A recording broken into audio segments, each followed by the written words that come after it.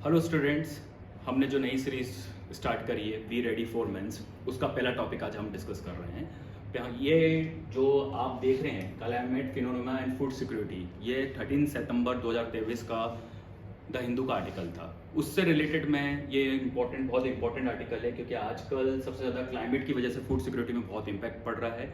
उसी के टाइप पे कौन कौन से क्वेश्चंस बनते हैं वो मैं आपको कंटेंट दे रहा हूँ। साथ साथ में हम क्वेश्चन के साथ साथ आपको एक कंटेंट भी देंगे जो हमारा क्लास कंटेंट है, ठीक है, हमारे स्टूडेंट्स ने कंटेंट क्रिएट करा है, वो कंटेंट भी प्रोवाइड करेंगे जो इन पांचों क्वेश्चनों को लिखने में ईजी होगी। बेसिकली आप एक क्वेश्चन देखेंगे पांचों तो सिमिलर टॉपिक से ही हो जाता है, एक कंटेंट से ही आप उसको हैंडल कर लोगे, मगर किस टाइप में किसको फोकस करना है मैं थोड़ा सा समझा देता हूँ, ठीक है, इन क्वेश्चनों को, जिससे आपको रेडी हो जाओगे कि हाँ लिखना तो टॉपिक सेम है, मगर किसी में कुछ ज़्यादा लिखना है, किसी में कुछ कम लिखना है। जैसे फर्स्ट क्वेश्चन में हमको पूछा है analyse the impact of climate change, एलिनो की वजह से मानसून के पैटर्न में क्या इम्पैक्ट पड़ा है और उससे फूड सिक्योरिटी में क्या फर्क पड़ा है, ठीक है। तो एलिनो ना आपने पढ़ा ही होगा, ठीक है, ज्योग्राफी के अंदर इंट्रो में आपको बस वो एलिनो लिखना है, ठीक है, और फूड सिक्योरिटी में क्या इम्पैक्ट पड़ा है ये हमें अब देखेंगे। उसके साथ साथ हमें क्या मांग रहे हैं, मिटिगेशन भी मांग रहे हैं। मिटिगेशन सबके सिमिलर ही है, कुछ ज़्यादा चेंजेस नहीं आएंगे, ठीक है। सेकंड क्वेश्चन है कि क्लाइमेट चेंज की वजह से वाटर स्कार्सिटी बढ़ गई, सही है, आपको भी पता है, ये भी आपका क्वेश्चन रिलेटेड कर रहा है। एलिनो का मतलब क्या है, डिफिसिट ऑफ मानसून, और डिफिसिट ऑफ मानसून हो गई सही तो वाटर स्कार्सिटी बढ़ेगी बढ़ेगी। दूसरा, वाटर स्कार्सिटी का मेन रीजन क्या है, नीचे वाले जो क्वेश्चन पूछा है ग्रीन रेवोल्यूशन, हाँ तो ग्रीन रेवोल्यूशन की वजह से भी वाटर स्कार्सिटी बढ़ रही है। कैसे, क्योंकि ग्रीन रेवोल्यूशन में हमने क्या करा, हाई इंटेंसिटी क्रॉप्स ग्रो करिए, कौन कौन सी, राइस, व्हीट, शुगर केन, ठीक है, और आप उससे भी रिलेटेड कर सकते हो। साथ साथ आप इसको ग्रीन रेवोल्यूशन को एमएसपी के साथ भी रिलेटेड कर सकते हो। इसमें एमएसपी का भी क्वेश्चन दे देते हैं कि एमएसपी की वजह से भी आपके क्लाइमेट चेंज में इंपैक्ट हो रहा है, क्योंकि जो वाटर हाई कंज्यूमिंग क्रॉप है उन पे ही ज्यादा एमएसपी दिया जा रहा है। दूसरा, आप एक और कर सकते हो, बायोफ्यूल पे भी कर सकते हो, जैसे आजकल शुगर केन किसकी वजह से बन रहा है, इथेनॉल किसकी वजह से बन रहा है, शुगर केन से, वो भी हाई इंटेंसिव क्रॉप है, वाटर इंटेंसिव क्रॉप है। तो आप इन सब चीजों को रिलेट कर सकते हो, मतलब आपको समझ में आया, सोचने का विचार एक जैसा होना चाहिए, कंटेंट आपका है, बस लिखने में तरीका अलग होना चाहिए।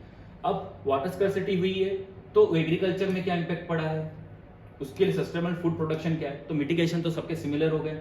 तीसरा क्वेश्चन है ग्रीन रेवोल्यूशन की वजह से इन्वायरमेंटल डिग्रेडेशन हुआ है, हाँ हुआ है इन्वायरमेंट डिग्रेडेशन, फर्टिलाइजर ज्यादा हुआ है, यूज हुआ है, जिससे पॉल्यूशन, वाटर पॉल्यूशन भी हुआ है, एयर पोल्यूशन भी बढ़ा है, ठीक है, ग्राउंड वाटर में भी पोल्यूशन बढ़ा है, वाटर कंजम्पशन भी बढ़ा है, पता है, डिस्कस करो। तो क्लाइमेट रेजिलिएंट एग्रीकल्चर करो, तो जो सोल्यूशन यहाँ दे रखा है वो सोल्यूशन हमारे यहाँ भी काम आ रहा है, यहाँ भी काम आ रहा है, बस क्वेश्चन के पैटर्न अलग है। अब थोड़ा सा ये फोर्थ क्वेश्चन देखिए, बिल्कुल एक जैसे नहीं लग रहा है, मगर अब थोड़ा सा क्वेश्चन चेंज कर दिया। क्या पूछा है, टेक्नोलॉजी एडवांस के थ्रू हम फूड सिक्योरिटी को कैसे क्लाइमेट चेंज को फेस करेंगे। तो ये अपना सोल्यूशन को ही कोई ने क्वेश्चन बना लिया, क्योंकि हम इन सब में एक ना एक सोल्यूशन तो टेक्नोलॉजी का देंगे ही सही। जैसे मैंने बताया टेक्नोलॉजी में आपको क्या करना चाहिए, अगर आपको वाटर स्कैर्सिटी कम करनी है तो जीएम क्रॉप्स इंप्रूव करो, ठीक है, आप क्या करो, वाटर हार्वेस्टिंग करो, फिर ड्रिप इरिगेशन करो। तो जो हमने सोल्यूशन दिया था वो यहाँ वापस से क्वेश्चन बन गया। तो आप देखेंगे पैटर्न बिल्कुल सेम है, ठीक है। तो उसके बेनिफिट और पोटेंशियल क्या है, तो मतलब आप समझ रहे हैं क्वेश्चन एक होता है मगर उसके पूछने के तरीके बहुत डिफरेंट होते हैं। दूसरा, अब यहाँ इकोनॉमिक्स से रिलेटेड क्वेश्चन पूछ लिया और सोसाइटी से भी, सोशल इशू से भी जुड़ लिया। Food security is not just about production नहीं होना चाहिए, केवल अफोर्डेबिलिटी भी जरूरी है, अफोर्डेबल भी होना चाहिए। तो इनडायरेक्टली ये गवर्नमेंट पे रिलेटेड क्वेश्चन है, कैसे इसको अफोर्डेबल बनाओगे। अगर आपको टेक्नोलॉजी अगर डिवाइस कर रहा है, एग्रीकल्चर में यूज हो रही है, तो उसकी कॉस्टिंग बढ़ेगी।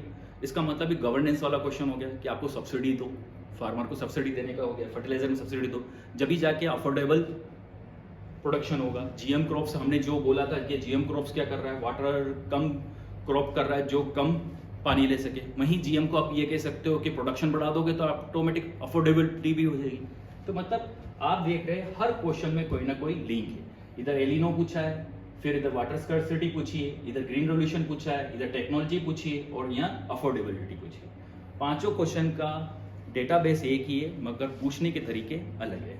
इसलिए अब हम डिस्कस करते हैं इसके डेटाबेस पे जो हमारे करंट अफेयर्स है, ठीक है। इस टॉपिक में सबसे पहले ये आया था कि आप जो क्लाइमेट चेंज हो रहा है कहाँ, हिमालय के अंदर, और हिमालय के अंदर बहुत ज़्यादा कॉजेज हो रहे हैं, डिस्ट्रक्शन हो रहा है, अफेक्ट हो रहा है, मतलब 25 लाख पॉपुलेशन अफेक्ट हो गई है हिमालय के अंदर। उसके मेन कारण क्या है? मेन कारण क्या था? टूरिज्म था। ठीक है, टूरिज्म कैसे? दिन पे दिन आपका हिमालय का कंटेंट है ही नहीं और आप दिन पे दिन का टूरिज्म बढ़ रहा हो, तो टूरिज्म बढ़ोगे तो इंफ्रास्ट्रक्चर बढ़ेगा, इंफ्रास्ट्रक्चर बढ़ेगा तो डिफॉरेस्टेशन होगा और क्या होगा? लैंडस्लाइड जैसी घटना बढ़ेगी। फिर दूसरा आरोप क्या है आपका? बीआरओ की वजह से पूरे हिमालय रीजन पे क्या हो रहा है? रोड बिल्डअप हो रहे हैं, जिसकी वजह से लैंडस्लाइड, फ्लैश फ्लड आ रहे हैं। ठीक है, फिर वेस्टर्न डिस्टर्बेंस और एलिनो तो पूरे इंडिया में इम्पैक्ट कर रहा है। ठीक है, अब मैं एलिनो नहीं समझाने वाला क्योंकि आपने एनसीईआरटी में पढ़ा है, वही आपको डेफिनेशन दे रही है। मगर एलिनो के अंदर मैं एक बात बताना चाहता हूँ कि एग्रीकल्चर 2 वाटर पर डिपेंड होता है। एग्रीकल्चर की बात करिए, इसलिए एग्रीकल्चर को बता देता हूँ। 2 वाटर, एक यहाँ होता है ग्रीन वाटर, एक होता है ब्लू वाटर। थोड़ा सा ध्यान से रखिए क्योंकि ग्रीन वाटर ब्लू वाटर पूछ सकता है आपसे मेंस में अलग से भी। ग्रीन वाटर वो होता है जो आपके क्लाउड के अंदर रहता है। ठीक है, और ब्लू वाटर जो होता है जो रिजर्वायर होते हैं आपके लेक, रिवर, आपके नीचे इरिगेशन के थ्रू होता है। ठीक है, मगर हमारी एग्रीकल्चर पूरी किस पे डिपेंड है? 60% से अबव हमारी एग्रीकल्चर किस पे डिपेंड है? ग्रीन वाटर पे। और ग्रीन वाटर से ही डायरेक्ट एलिनो को इम्पैक्ट होता है और एलिनो की वजह से ब्लू वाटर में भी इम्पैक्ट होता है। अगर वाटर कम हुआ तो वाटर डिस्ट्रेस भी होगा, स्कार्सिटी भी बढ़ेगी। वही सेकंड क्वेश्चन अपना यहाँ आ गया, तो उसका रीजन हो गया हमारा। अब एग्रीकल्चर कैसे अफेक्ट होता है? एग्रीकल्चर की जो हमने पॉलिसी पढ़ी थी कि अफेक्ट एग्रीकल्चर किस वजह से हो रहा है? एक तो एलिनो की वजह से हो रहा है, जिसकी वजह से क्या होता है? डिले रेन होती है, ड्राई स्पेल्स निकलते हैं। ड्राई स्पेल्स आपको बता देता हूँ, एलिनो में क्या होता है? ड्राई स्पेल, एक टाइम पानी गिरने के बाद दूसरा पानी गिरने का जो विंडो होता है वो उसको ड्राई स्पेल्स बोलते हैं। अगर वो जो ड्राई स्पेल्स बढ़ जाता है तो पूरी एग्रीकल्चर फार्मिंग बिगड़ जाती है। तो एलिनो में ड्राई स्पेल्स बहुत बढ़ रहा है, जिससे प्रोडक्शन बहुत कम हो जाता है। ठीक है, दूसरी गवर्नमेंट पॉलिसी और फॉरेन पॉलिसी पे भी डिपेंड हो रहा है। जैसे रशिया यूक्रेन वॉर हुआ, यहाँ आप यूज़ कर सकते हो, तो वीट की प्राइस बढ़ गई, अफोर्डेबिलिटी खत्म हो गई।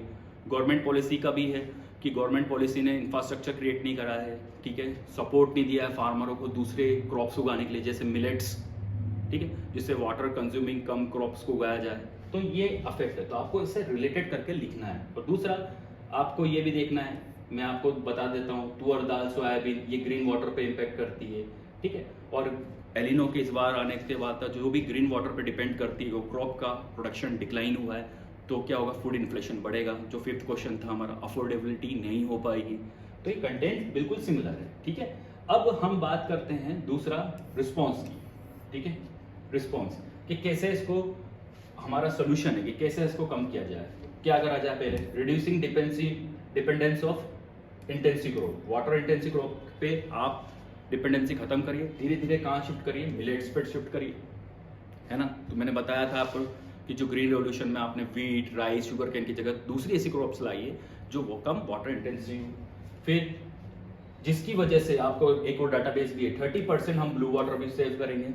ग्रीन वाटर कम गिर रहा है, उसमें ग्रीन वाटर कम में भी ये पानी में मिलेट्स उगेगा, और दूसरा ब्लू वाटर को भी सेव करेगा। फिर शॉर्ट ग्रोइंग साइकिल करो सीरीज की, मतलब कुछ कम टाइम की लाइफ टाइम वाले क्रॉप्स को जनरेट करो, जिसकी वजह से कम पानी जरूरत पड़े।